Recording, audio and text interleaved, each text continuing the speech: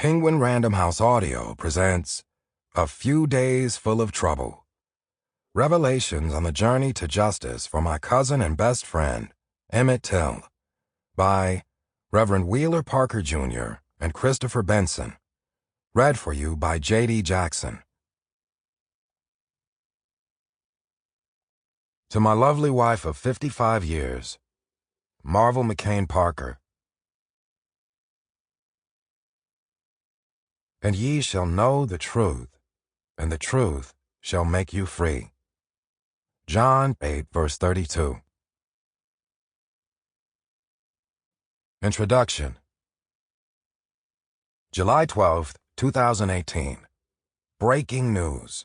The Associated Press was first with the story, which moved across the media and into public attention like wildfire. U.S. reopens Emmett Till investigation, almost 63 years after his murder.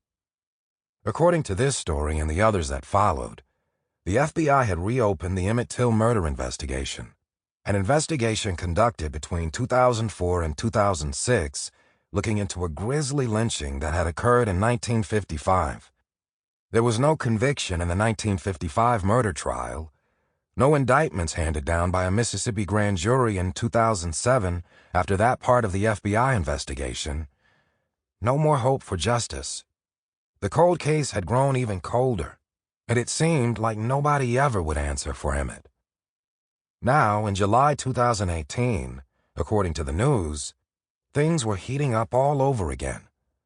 Reportedly, renewed government interest in the case was connected to new information, most likely a revelation published in a book by Duke University senior scholar Timothy Tyson. The book claimed that Carolyn Bryant Dunham now admitted she told a lie on Emmett Till, a lie that had cost him his life on August 28, 1955. The quality of the reporting now was different from the reporting I had endured for nearly 63 years, reporting that had carried mistakes, misinterpretation, misrepresentation, and very often seemed to validate her lie, if only by repeating so much of it. The horrible loss of my cousin, my best friend, had been made all the more painful because of the distorted narratives I had been forced to read and hear over the course of 3 generations.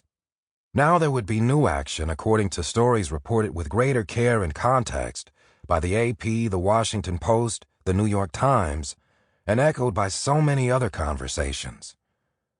And we, the family of Emmett Till, responded for the record. It's a prayer come true for her to recant, I told the Washington Post. What I knew at the time of the July 2018 reports, however, was what only a few other people knew. 4 things, really.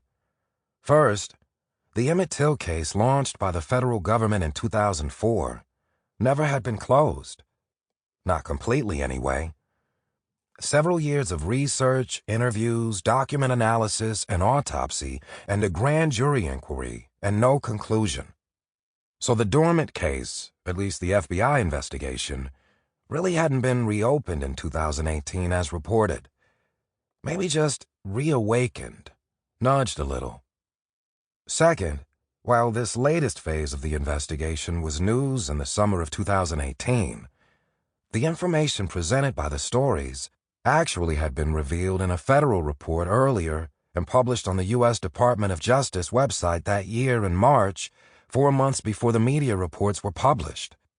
There it was on page 17 in Part 2 of the DOJ report, following references to 2 other cases the department had opened. The department has reopened in R.E. Emmett Till, a case which had been listed as closed on prior reports after receiving new information. This boring bureaucratic blurb had gone unnoticed at first, as it was just a routine checklist item resting there in a quiet space halfway through the report. Now, 4 months later, it was reported as breaking news.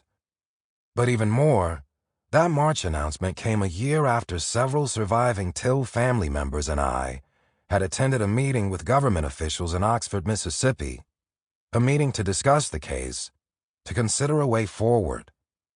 And in that meeting, federal and state officials told the family elders what they planned to do after hearing what we wanted them to do. So this was hardly news to us.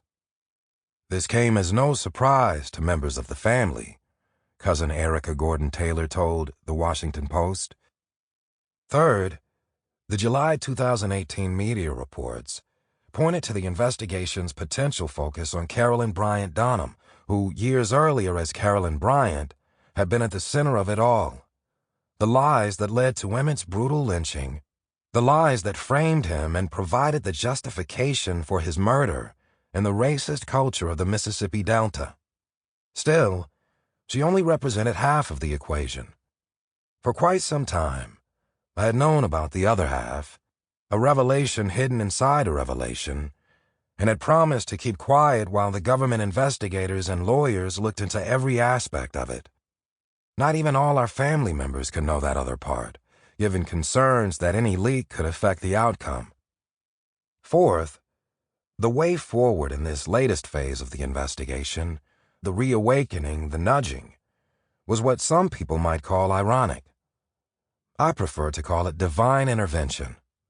You see, in a very important way, it was all made possible by Emmett Till. His death inspired the law that gave new life to the murder investigation, the Emmett Till Unsolved Civil Rights Crime Act. This book is about all that and then some. It presents a multi-dimensional search for justice stretching back to Emmett's murder. It presents my personal story, that of a survivor of the Night of Terror, August 28, 1955, when Emmett Till, our beloved Bobo, was taken from us. It presents an emotional experience, one I've spent 67 years suppressing.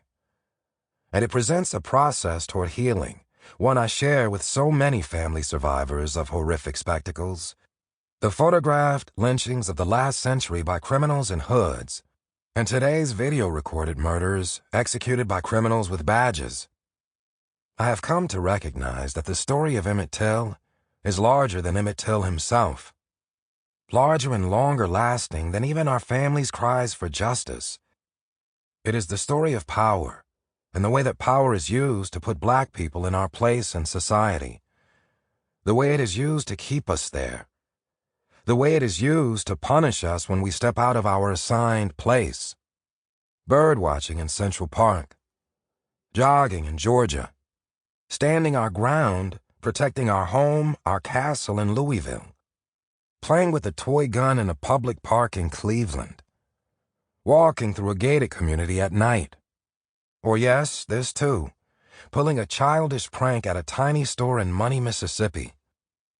The story of Emmett Till today is also about power over the story itself, the way the story is told and who gets to tell it. Sadly, so many storytellers have seemed more interested in appropriating the story, making it their own, and elevating themselves as heroes somehow just for telling it. I am taking back the power to define it, to tell it, to preserve it as best I can. After all these years, Bobo's truth has not been told. Not completely, anyway.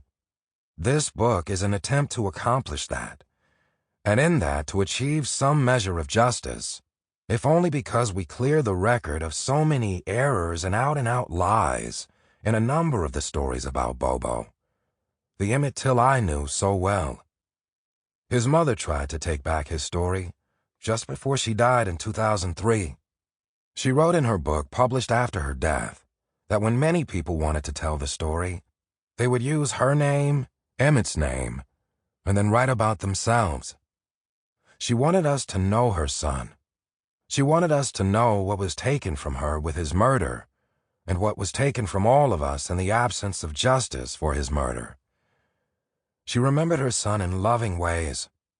Of course a mother is going to see her child in that way, a good way, the best way. That's her job. That's the truth that beats in the heart of a mother. I want the same thing she wanted, and maybe even more. While I feel like I was handed the baton in this long-distance journey to justice, there are parts of this story Mamie couldn't possibly know, because sadly she didn't live long enough to experience them. And then too, there are parts of Bobo's story she lived and didn't know, Sample complete. Ready to continue?